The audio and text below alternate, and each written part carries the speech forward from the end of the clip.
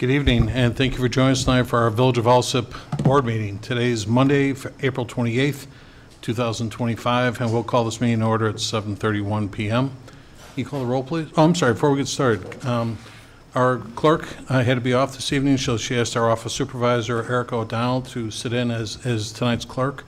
I need a motion and a second to approve Erica as clerk pro tem this evening. I'll make that motion. Second. Thank you. All in favor? Aye. Thank you. Okay, Trustee Dezell. Here.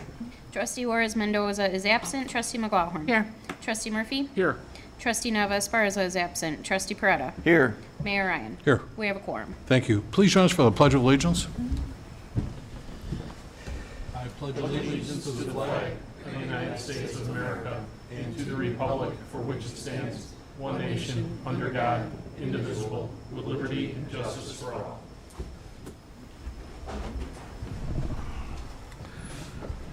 Before we start with our reports, I wanted to go out of line. We had a couple of people in the audience that have been here before. In the interest of their time, I'd like to expedite these reports so we can let them go if they need to. First, if we can go to our Human Resource Report, Trustee Murphy, can you introduce our insurance broker? Yes. Thank you, Mayor. I have a presentation and approval to renew the workman's compensation insurance with an with IPRF, Illinois Public Risk Fund, commencing May 1st, 2025 through April 30th of 2026. And we have Tom Wiedemann from Alliant with us. Tom? Thank you. We're happy to report that we had a very successful renewal this year. We had roughly an 8.5% decrease in costs, despite a 3% increase in your payroll for this year.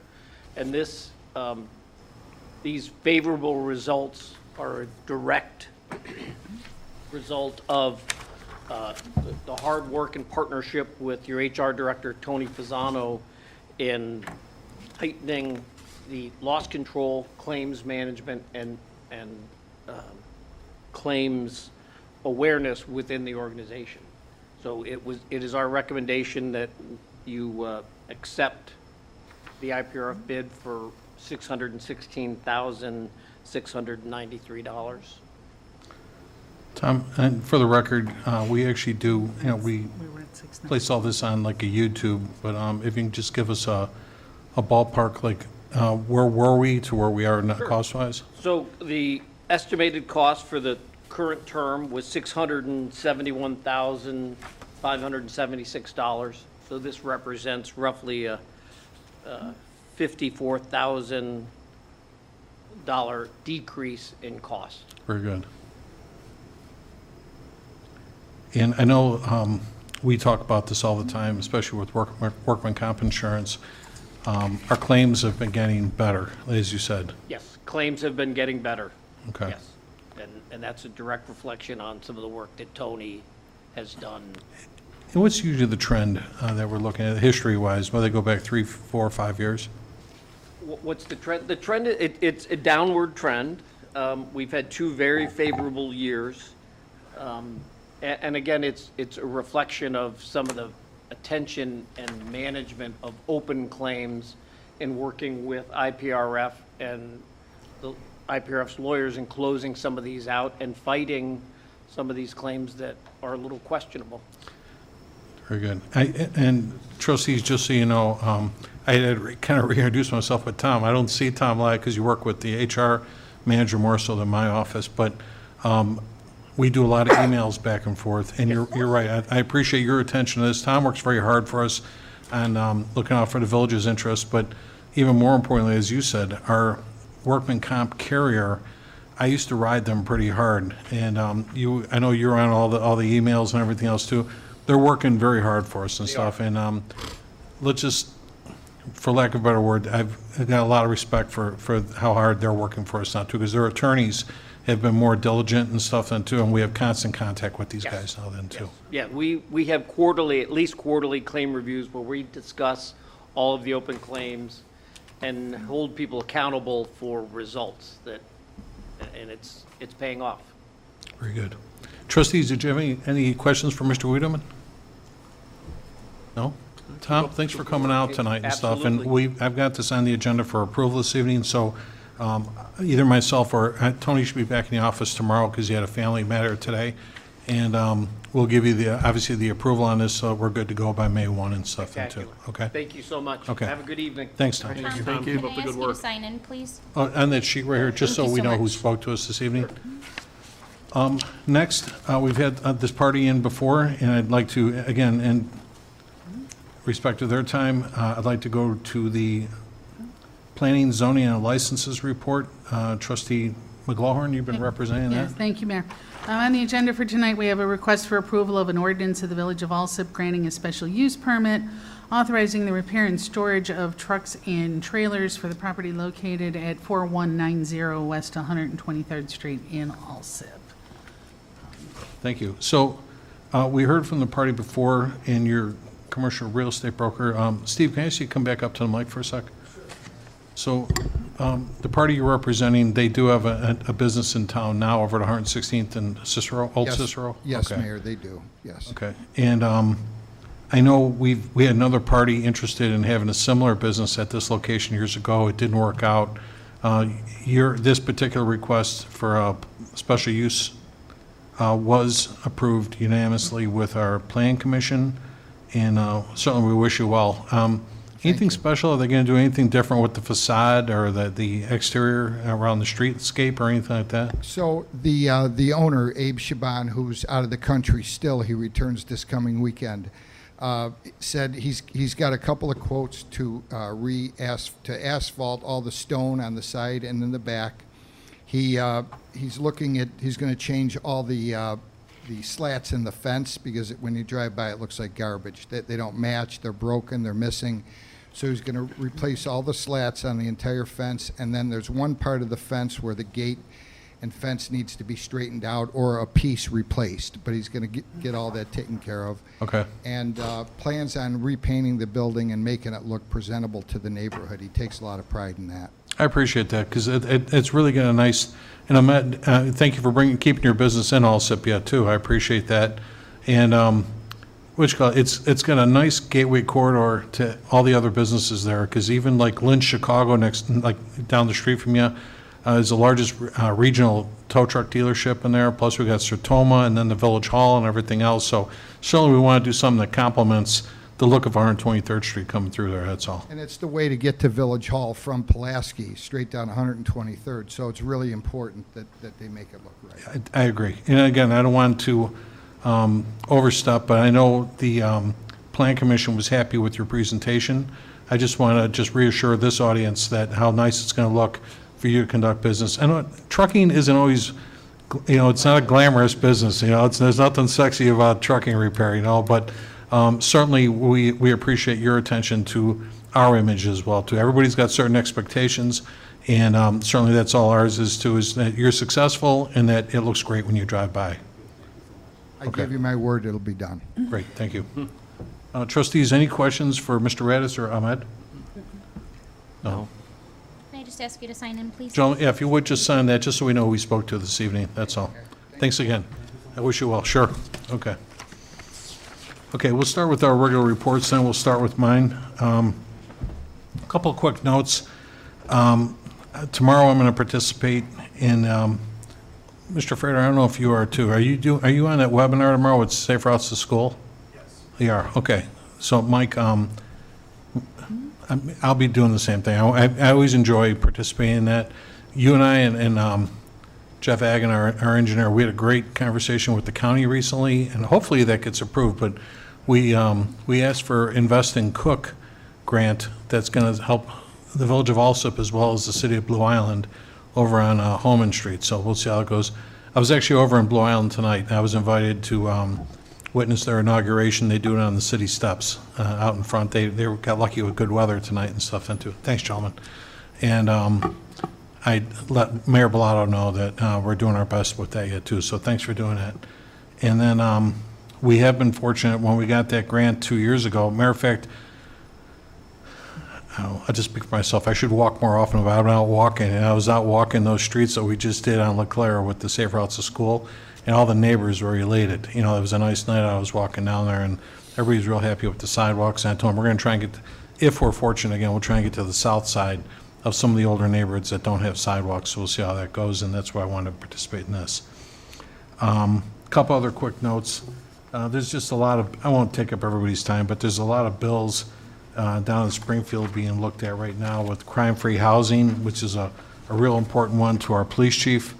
And then I was just telling Trustee Peretta right before the meeting, they got one here. This is going to be different. They actually have sponsors in both the House and in the Senate that they got a bill that's moving through that provides that full-service restaurants or quick-service restaurants shall not provide single-use plastic disposable silver, like foodware anymore, to the consumer ordering unless the consumer asks for that and stuff. Because some restaurants you've gone into, you get plastic forks and knives and all that kind of thing too.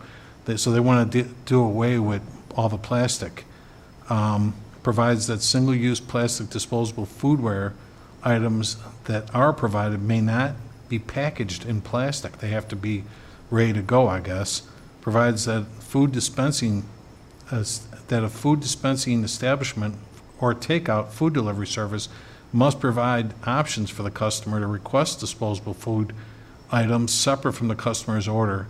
And then it also provides that full-service restaurants or quick-service restaurants offering condiments may use dispensers rather than prepackaged disposable condiment packets. Provides that full-service restaurants and the quick service must post a sign indicating that single-use plastic disposable foodware will be made available only upon request. I know Trustee Murphy, I know you're in the food industry. Is this just a way just to eliminate plastic, or are there more contaminants that everybody's worried about? I think that it's probably more to the point of they're trying to do the right thing by eliminating things going into landfills, and it's a cost savings to the business by using pumps rather than packets, because those packets, if you ever, I've been guilty of this too, you walk up and grab a handful of ketchup, and at $48 a case for 1,000 packets of ketchup, you're going through a case of ketchup like every other day, and Okay. and there's no return on that. So it's a cost savings to the restaurant, and then it behooving them to use the pumps. Gotcha. And then you're basically saving both ways. So All right. I know we're pushing for that where I'm at, to do the pumps just because of the abuse. Let's Okay. put it that way. Yeah, no, I get it. And like you said, like a lot of restaurants, people walk up and they'll ask for a dozen ketchups and only use 3 of them or something like that. Yeah, too. and So, the rest go on the tray and then into the trash. Yeah, So. exactly. All right. And then last, I did a preliminary last week on our year-end fiscal year FY25 budget, and I wanted to see how all of the departments are performing, and found that tonight this board's going to be approving almost 1.8 million in bills. So I met with the finance department this morning.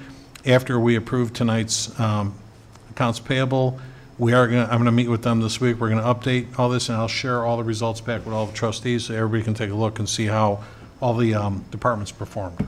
So we'll see how that goes. It doesn't look bad on the surface. It looks pretty good so far. And I identified a lot of things I sent out to all the department heads last week. Please clean up this and that, because I only sent you folks more notes on revenues as opposed to expenditures. And this morning I met for about half the morning on expenditures, and the finance director, as we get ready for our FY26 budget, will be meeting with everybody individually to talk about consolidating some items, as well as just updating. But for the most part, it'll look okay. So, Roger, I think the only one that threw me off, and it wasn't a big deal, but do we have that RFP out right now for the HVAC of the police station? I did not get it out before I went on vacation. My intention is to get it for a week tomorrow. Thanks, because I think Rolling that over. because I'm so familiar with all these budgets, I think that's the only thing that was lagging, because that was a considerable amount of money, but I think that's the only thing you were missing for the year, right? That and the remodel. Okay, all right. So, then on your agenda this evening, just a quick reminder that the village-wide garage sale will take place May 9th, 10th, and 11th. Nobody needs a permit for that. And the village spring flower sale will take place on May 9th and 10th at the Village Hall.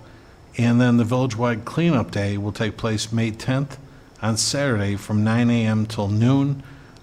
Please volunteer if you're able. That's always a good event to come out to. It's 3 hours. And again, I guess I always claim the Cicero Avenue Bridge, but there's plenty of stuff to clean around here and stuff, so we'll see how it goes. But that's all I have for this evening. So we'll go to our clerk's report, and we'll have Eric O'Donnell. Presentation and approval of the April 7th, 2025 board meeting minutes, and presentation and approval of the March 2025 FOIA report. We had 52 FOIA requests. That's all I have, Mayor. All right, thank you. Attorney's report, we have Joe Kinker with us. Joe? I have nothing, Your Honor. Okay. I did not have a report from the engineer. Did you, Mike? No? Okay.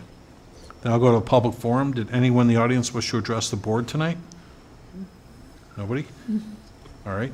Then we'll go on to our standing committee reports. We'll start with Finance and IT. Trustee McLaughlin.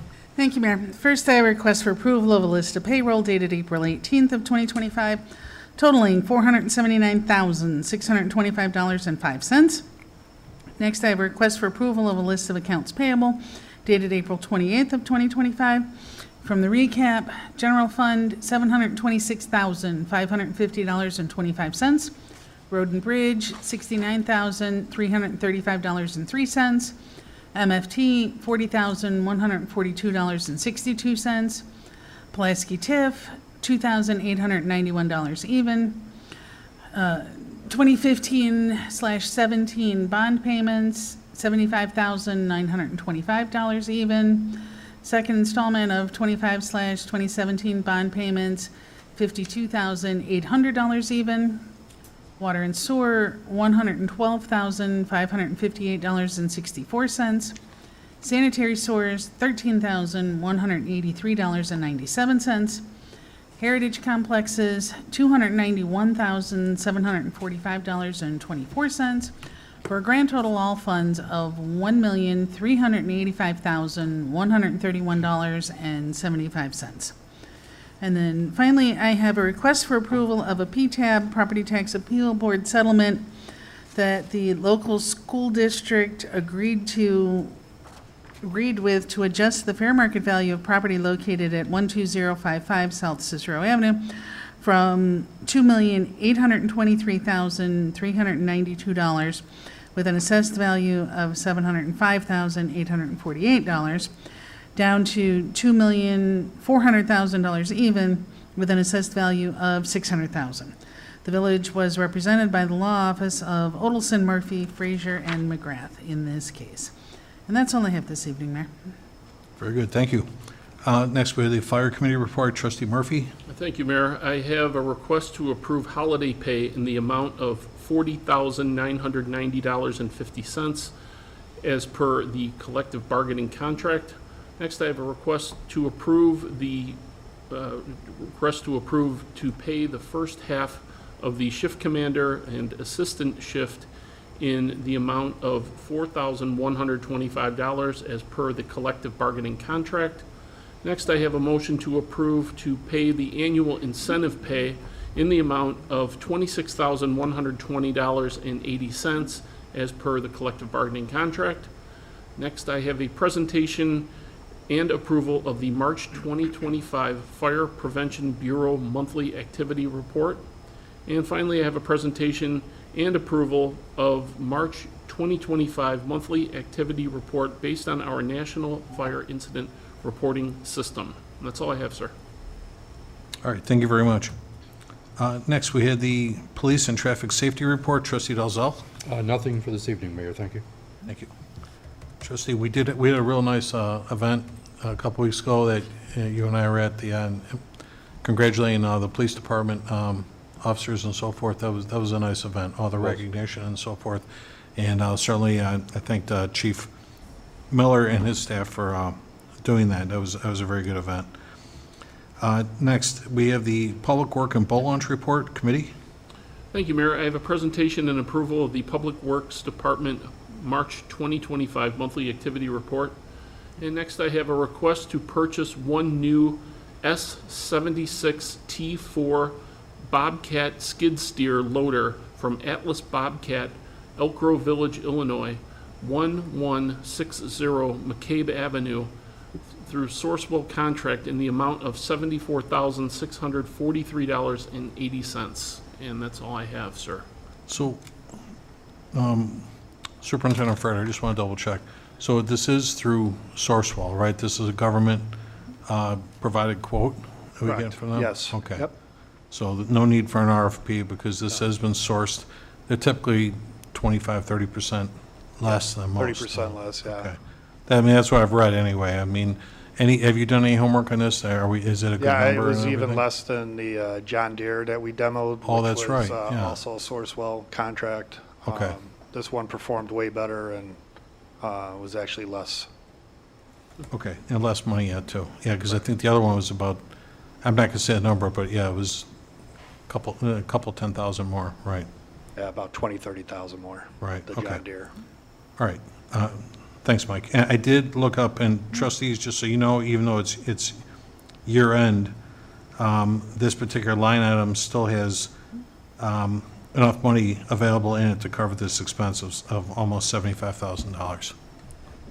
Okay, you didn't spend it, in other words. I did double Correct. check right before the meeting. Yeah, Good, too. and hopefully we could take delivery of it later this week. Mike, do we have this on here for approval on, oh, we do, okay. All right, that's fine, all right. Mike, what is a skid steer? It's a wheeled Bobcat loader, like a mini loader. Okay. So it's where you got the cage, you got the gears, you can pivot at a zero turn degree and all that kind of thing too. You going wheels or tracks on this too? This one's wheeled. Wheels? Yeah. Okay.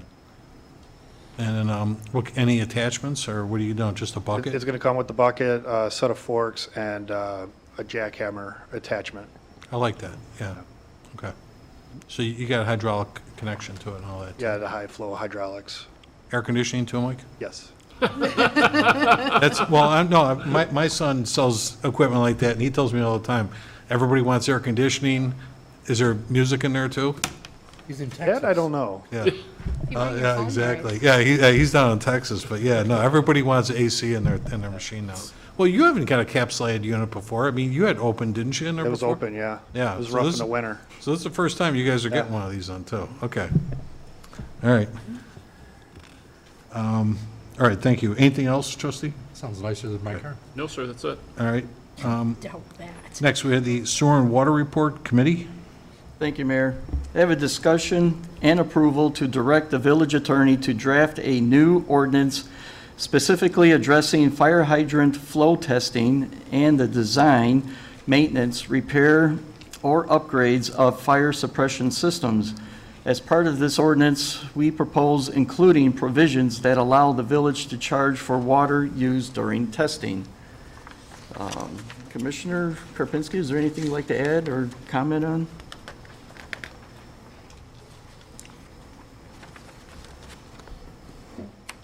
Yeah, good evening. I think we pretty much went over the gist of what we're looking to do with this new program. So just wanted to put it up for kind of a, anybody had any questions or anything like that? So Andy, the short of it, and again, for the record, because everybody's not reading what we're seeing here, but what Commissioner Karpinski is recommending is that, well, first off, I want to talk about the crux of the problem. Problem is that in the history of our village, we've never charged for the water being lost when we're conducting annual fire suppression testing. So whether that's sprinkler systems or hydrants that might be attached to buildings, many of the buildings do not have a meter that checks the bypass as it comes out as it expels out of the building, right? Yeah, correct. We've never documented that loss before. Okay, so Andy reported to us that in some cases we could be 15% short, like leakage throughout our village. And I'm not saying that all 15% is attributed to testing, but when you're testing over 100 locations for almost 20 minutes and losing, in some cases, like a 6-inch line could be up to 2,800 gallons per minute. We looked it up, Andy, we could be losing per test 50,000 gallons of water, literally going down the drain, that we paid for from the city of Chicago that we haven't been recouping. I'd like to recoup that, just at, add value. But what Andy is recommending is, if your business doesn't already have a meter on it, Andy's recommending you do install a meter, so you're only paying for all your tested efforts, right? Yeah, correct. So we ended up talking with another community that they basically will require their commercial fire inspections to be metered. So if they do not have a meter, I'm proposing that by the end of calendar year 2026, that they'll need to have that installed. So this first round, when we go through in 2025, we'll do an assessment, see kind of what the status of their backflow device looks like, and then if they are required to do that upgrade, then we will give them notification of that, and they'll have basically a year and a half to get it done. So Do we have an approximate of what cost that'll be to the community? When we looked this up, the cost for something like this, we saw somewhere between $400 and $1,000. Andy, was that about right? for what cost? To install the meter? Oh, yeah, for the meter, yeah, it's a couple $100. Yeah, so going that route, the customer would then just pay for the water used moving forward instead of kind of the flat fee that we were talking about. So it's a little bit more fair to the customer on the end of it. So they're just going to pay for the water that they actually use. And again, right now, this is still, like anything else, this is reflected in budgets and everything else that we are paying for that we probably shouldn't be. You know, I mean, this is something to test on their behalf and you know, for fire safety, life safety, let's put it that way. And then, like Andy, we did talk to other communities. A lot of towns, as you said, they don't do this for free, and they do have meters in all their businesses and stuff like that, right? Yeah, we're not on the great end of both sides of it. We're paying for the water that's getting used for these tests that the customers aren't, and it also attributes to our water loss for our ID and our report that we do. So Right. that's kind of the other side of this too, is I hope that we can get that, 15 to 17% water loss down, closer to that 10% or even better. If we can document the water loss a lot better moving forward with this program. And I appreciate you, I mean, even your predecessor, great guy, and they did some great reports, but I appreciate the collaboration that we had, like with your office, because Andy is going out now and witnessing some of the fire testing that, like, the fire department, fire prevention does. And we were talking about that. It really bothered me when you gave us the water audit recently, like, where's the hole in the pipe? I mean, we spend good money on repairs every year, but when 15% is a lot of water. And again, you and I sat and met with our fire prevention officers from the fire department, and they said, no, it's a great point, that this has been the system for God knows how long, and I want to do something to improve that and be fair to everybody at the same time, that's all, so. Yeah, that's my goal anyways, is to hopefully recoup a little bit of that money that we're doing, but also to get that water loss number down too. I'm really hoping Right. that this will take a big chunk out of that too, so. Right. Do we presently have the equipment for when Public Works does hydrant flushing and fire department does testing? Do we measure those?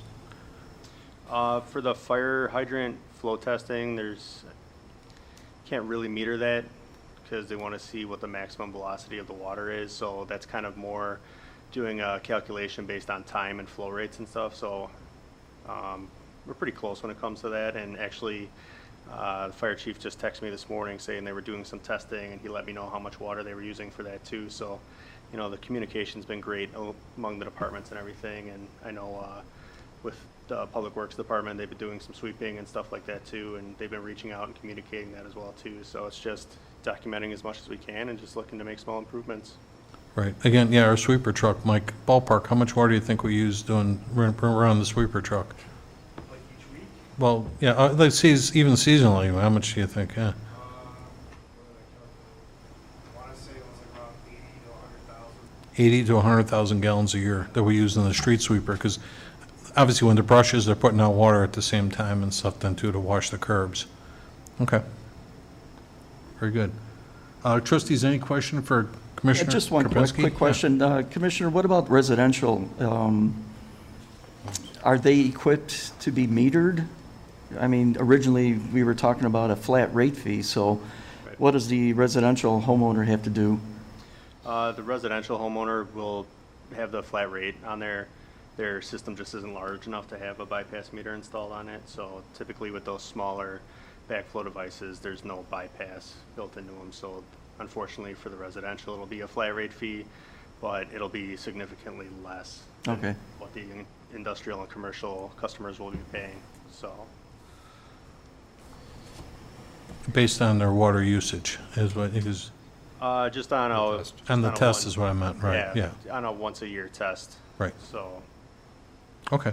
Yeah. All right, so we're going to have we'll have our attorney draft that ordinance, and we'll bring it back for approval after everybody's had a chance to read up on it and send it to. sounds good. All right. Thank you, Andy. Thank you. All right, thank you. Okay, next we'll go to Building and Health, Trustee Parada. Thank you, Mayor. Request approval to post externally to fill the vacant position of health inspector. And that's all I have on my agenda. And just so everybody knows too, again, we're promoting a part-time position with that right now then too. And we've had a lot of interest in it. And again, to be EEOC compliant, I haven't responded to very many of them. We want to get this out and we'll let everybody come in and apply it as they should and qualify. Roger, you'll be, obviously, it's your department, so you'll be working with that. Okay. You're okay with the job description, salary and all that stuff? Yes, it Yeah. looks good. We did sit down and demise what the description looked like, so I believe that everybody was happy with it. Very good. Thanks, Roger.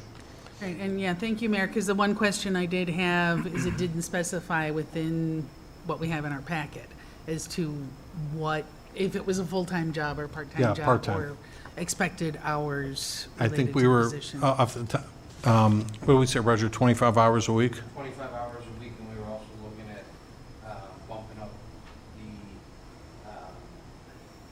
person that is currently certified to teach. Oh, yeah. We were talking about that also, just. Well, I've got Roger's talking about looking at the salary of our licensed person who signs off on that. At some point, if we acquire somebody that's got those, If we Roger, get can you the get on the license. mic, please? This way, I don't have, that, because the people at home aren't getting all this. Forgive me, I forgot what's the credential that you need to be a fully licensed person? I'm sorry, my mind is, I know, I forget the acronym for this. Anyway, when you got the full license to do what Mr. Panarella does for us right now, we may get lucky to find something like that, but we might be talking about salary Part-time. adjustment for it, right? it's gonna be a little bit difficult, but if somebody does have it, then We'll come back and talk we about can come back and talk about it after that. compensation for that. And then I'm currently, right now, last week I put out notice to all the non-union employees here where I'm doing my annual employee engagement assessment. So I'll be coming back to the board with that. So Roger, we want to talk about Mr. Panarella's compensation on that too, as that hasn't been adjusted in forever. And we'll talk about that at the same time then too, okay? Sounds great. Okay.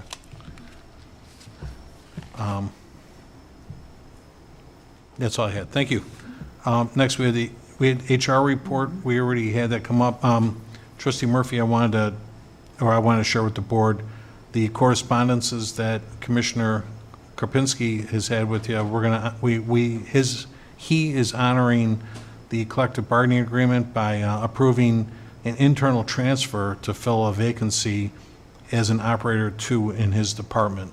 So we have a part-time maintenance person who applied for that job who's now going to go full-time. Andy, when is that person supposed to start with you? Looking at it a week from today. Okay, about another week. Okay, very good. So Roger, does that mean you need another part-timer? I'll be bringing that up next week. Okay. Very good. Next, we had we'll go to our special committee reports, starting with Economic Development Committee. No report, Mayor. Okay, thank you. Village Properties, Trustee McGlohan. Thank you, Mayor. We have the presentation of the March 2025 Heritage Apartments Activity Report. And we also have the Heritage Spring newsletter for everybody to read in their packet as well. And that's all I have.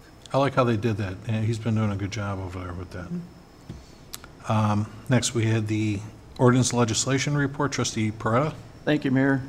I have a request to approve an ordinance amending Chapter 18 Taxation, Article 3, Municipal Occupation Taxes by adding Division 6 Municipal Grocery Retailer Tax of the Municipal Code of the Village of Alsip. And that's all I have, Mayor. So I wanted to give just a quick explanation for this too. So basically, Governor Pritzker tied what they call an omnibus bill to the last year's budget. And what that meant was, when they approved the budget, they approved not assessing a 1% tax on groceries anymore by doing, on behalf of the state. Instead, they are now allowing municipalities to assess the same 1% that the state used to, and that the Illinois Department of Revenue will still do the same collection. So this is not imposed on the residents directly. It is still at the grocery stores or wherever you buy groceries. So it's still the same as what it was. It's just that the state isn't assessing the tax, the villages. It's the same thing it was always, that it was before. It was a pass-through for the state. The state doesn't keep any of this money. Question? How is that going to flow back to us? Through- And have we seen anything with regards, I know that we can recognize the dollar amounts that we were receiving in the past, but I haven't seen any of our economic statements. Like, yeah, who's going to be responsible for the audits, that kind of stuff, Yeah, and making and sure we moving get the right forward, money. Yeah, no, I understand. Yeah, no, and I can have the finance department give us a number of like what's been coming in through that. In fact, I just questioned retail sales tax recently just on, I was singling out like vehicles, for example. We're supposed to get 1% off of vehicle taxes, and we called the state. Actually, Maria called the state, our finance director, just to ask, are we getting our 1%? And they're like, yeah, you are. I'm like, and how so? I mean, can you send me a report? And they're like, we don't do that. But what we're telling you is every time they digitally, sign a sales contract, it immediately comes to the state, so we know your number is being processed. They can check on a case-by-case basis, but they won't give you an overall spreadsheet of what everybody's paying like that. They just, your number comes in kind of as a whole and as a payment comes in. But the hard part is that, I mean, we've employed this other company now to go out there and do audits of hotels and other things to find out. And, I mean, for many years, our municipality has lost out on sales tax revenue for agencies that were reporting their revenue to other municipalities. I think, for the most part, I think what they've been, and we can certainly have them audit this. I think for the most part, they were looking at stuff that was kind of like off the chart a little bit. Like lately it was online hotel reservations, things like that, through Priceline, organizations like that we weren't getting our percentage of what was flowing through. So we had that corrected, and there was maybe a couple others with utilities, but never. We haven't touched grocery. But I can ask Tom Ferran if they've ever done that. Certainly, Well, I'm just saying is that, we're going to put this on now or talk about it. And then at what point in time, how much does it cost us to administer this? And are you receiving value? So, Joe, The state does everything. The state does, it's the same thing as the home rule sales tax. Okay. So they report to the state collects it, and it passes down to you. They just keep a little portion for their administration of it. There. Thank you. Yeah, it's always been kind of vague. I'm with you. I like to ask questions on all that time, but it's always But been I a little bit thought vague. I thought they had numbers that showed what, yearly by town, what percentage was the grocery tax. I'm looking for it right now, but I got it. I was told, Joe, I had somebody look into it. I was told ours was somewhere around $675,000 annually That's a good amount. is where we were Right. at, yeah. Right. And that includes not just these 4 major stores that we have, but that includes anything that you're buying at gas stations and everything else, all the same difference. So, Mayor, the effective date of this ordinance is going to take place effective January 1st, Of 20 2026? Yes, this Okay. doesn't go into effect until '26. Very good. And all of these in the state is saying that if you're going to approve this, it had to be done by this coming September, but we just, obviously, time presented itself now, so we wanted to take advantage of the situation now. A lot of the municipalities with the councils of government that I belong to are going to be doing kind of a unified what you call a presentation to their communities. So a couple of towns already did this. Crestwood already did this, and I think Blue Island already did this and stuff yet too. All right, well, thank you. Next, we had the Planning and Zoning and Licenses Committee. Thank you, Mayor. Oh, We we already already had addressed the- item number yeah. 1, but under item number 2, I have a presentation and approval of a list of licenses dated March 31st of 2025 through April 11th of 2025. And that's all I have this evening. All right, thank you. Did anybody have any presentations, petitions, or communications they wanted to share? I just a couple of quickies. One, I got notice today, today's going to be the first day of a lot of bad days coming up because they closed the 127th Street Bridge today, you know. Yeah, they did. That's going to be down for at least 10 months, Roger, right? Something like that, maybe more.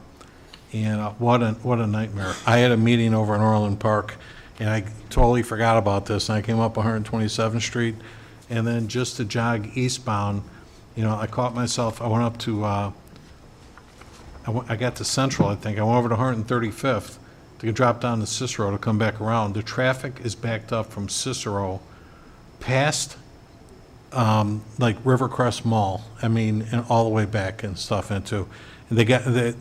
I don't know, and they don't want, certainly they don't want everybody racing through the Crestwood Mall over there, but that's the only other option to get around. I'm not suggesting that, you know, but it's like, you gotta find a way around that, And yeah. that intersection's been under construction for years as well. Yeah.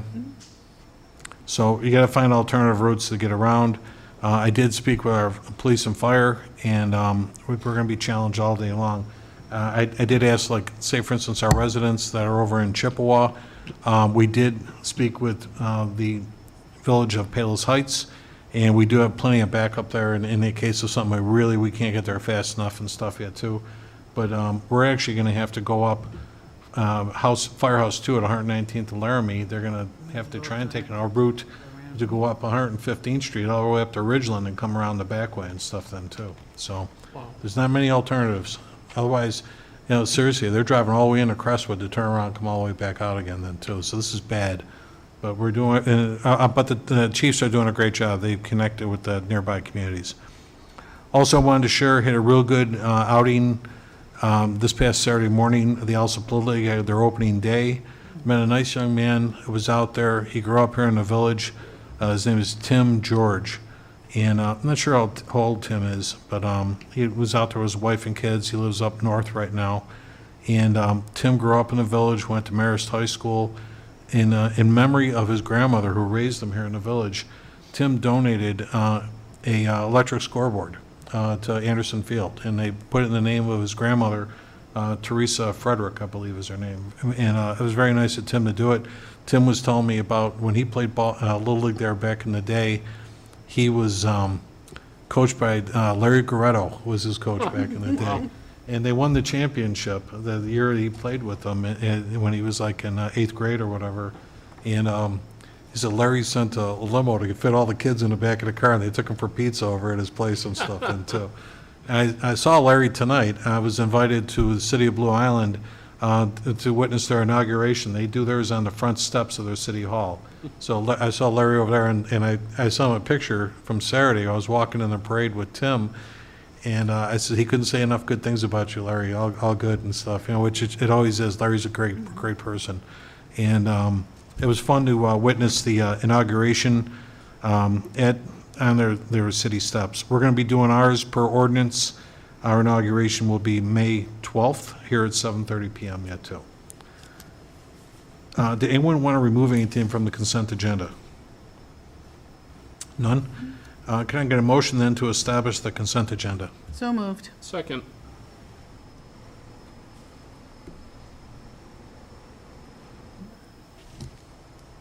Okay, motion to establish the consent agenda. Trustee Dazell? Yes. Trustee Juarez Mendoza is absent. Trustee McGawhorn? Yes. Trustee Murphy? Yes. Trustee Nava Esparza is absent. Trustee Peretta? Yes. Motion carries. Thank you. Can I get a motion then to approve the consent agenda as presented? I'll make that motion. Second?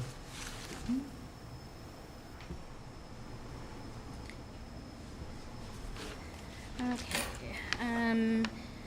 Item number M on the consent agenda will be known as ordinance number 2025-04-3. Letter N will be known as ordinance number 2025-04-4. Motion to approve the consent agenda as presented. Trustee Dazell. Yes. Trustee Juarez Mendoza is absent. Trustee McGawhorn. Yes. Trustee Murphy. Yes. Trustee Nava Esparza is absent. Trustee Peretta. Yes. Motion carries. Thank you. Do anybody have any unfinished business they want to talk about? Any new business? No, I forgot on my communications, best part about the whole opening day, I threw a decent pitch. Nothing worse than throwing like a dirt ball or something like that, you know. I've bounced them in before, you know, but it's like, threw a little outside, but it was over the plate, no problem. Tim had a better pitch than I did, you know, he's younger than me, that's all I'm gonna say. And I had nobody to throw to. My kid lives in Texas now and stuff too, so I had no warm-ups.